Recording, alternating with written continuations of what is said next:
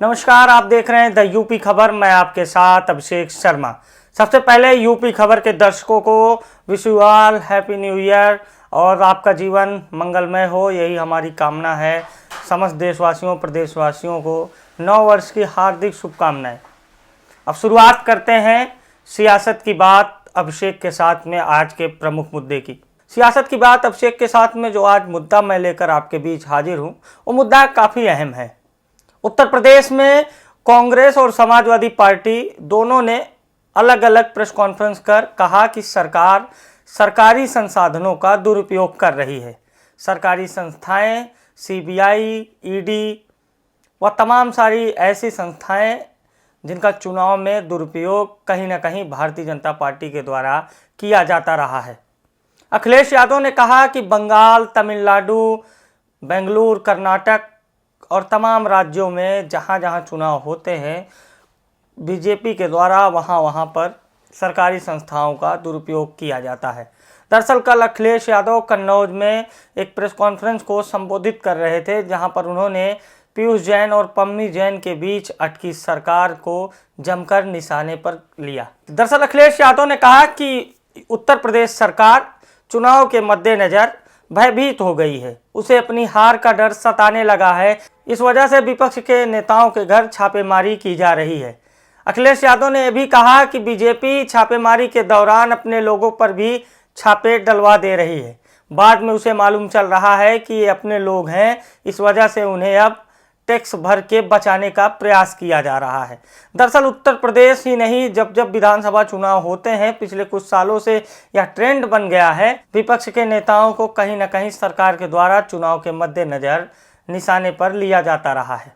जो विपक्षी दल बीजेपी को हराने में सक्षम है, उसे कमज़ोर करने का लगातार प्रयास किया जा रहा है।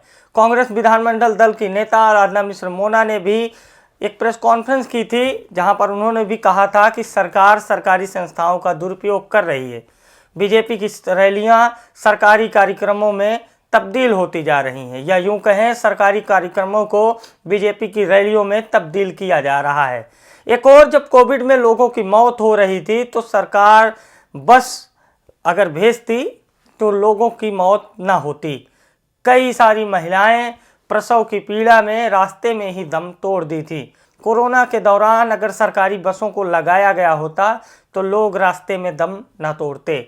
अब सवाल यह उठता है कि क्या भारतीय जनता पार्टी की रैलियों से जरूरी लोगों की जान नहीं है? एक और, प्रधानमंत्री मोदी कहते हैं कि कोविड से बचाव करना है।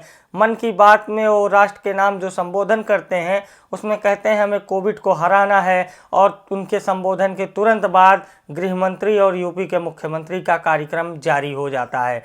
बीजेपी दरअसल दोहरी राजनीति कर रही है। एक और, बीजेपी के लिए विपक्ष के नेता कोविड फैलाते हैं तो वहीं बीजेपी की रैलियों में फूल बरसते हैं। हम यूं ही नहीं कह रहे हैं। दरअसल पिछले पंचायत चुनाव में भी फ्रंटलाइन वर्करों की बड़ी संख्या में जान गई थी, लेकिन बीजेपी के लिए चुनाव बेहद जरूरी है। अखिलेश यादव ने निशाना साधते हुए भारतीय जनता पार्टी पर एक के बाद एक प्रहार किए। अखिलेश यादव ने कहा कि सरकार विपक्ष के नेताओं को डराने के लिए जो छापेमारी की कार्रवाई कर रही है, उससे कहीं ना कहीं व्यापारी वर्ग भी भयभीत है। दरअसल पिछले 5 वर्षों में नौजवान, किसान, मजदूर, गरीब, मजलूम के साथ जो भी व्यवहार किया गया उत्तर प्रदेश की पुलिस या फिर सरकारी संस्थाओं के द्वारा, उससे कहीं ना कहीं आम लोगों के मन में डर है। अखिलेश यादव ने जिस तरह से व्यापारियों का मुद्दा उठाया है, कहीं ना कहीं समाजवादी पार्टी का ये भी प्रयास है कि व्यापारी वर्ग को भी साथ जोड़ा जाए। कल अखिलेश यादव परशुराम प्रतिमा का भी अनावरण करेंगे। लखनऊ के सुल्तानपुर रोड स्थित गोसाईगंज में इस परशुराम प्रतिमा का अनावरण अखिलेश यादव करेंगे। अखिलेश यादव एक के बाद एक अपनी रणनीति को बनाने में जुटे हुए हैं और रणनीति को अंगुली जामा पहना रहे हैं। तमाम सारे मुद्दे हैं जो लगातार सरकार के लिए गले की फांस बन गए हैं।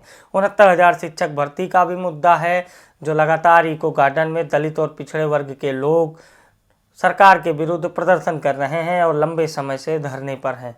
लगातार कई ज्वलंतशील मुद्दे हैं जिसे विपक्ष उठा रहा है और भारतीय जनता पार्टी को सबक सिखाने के लिए जनता को प्रेरित कर रहा है।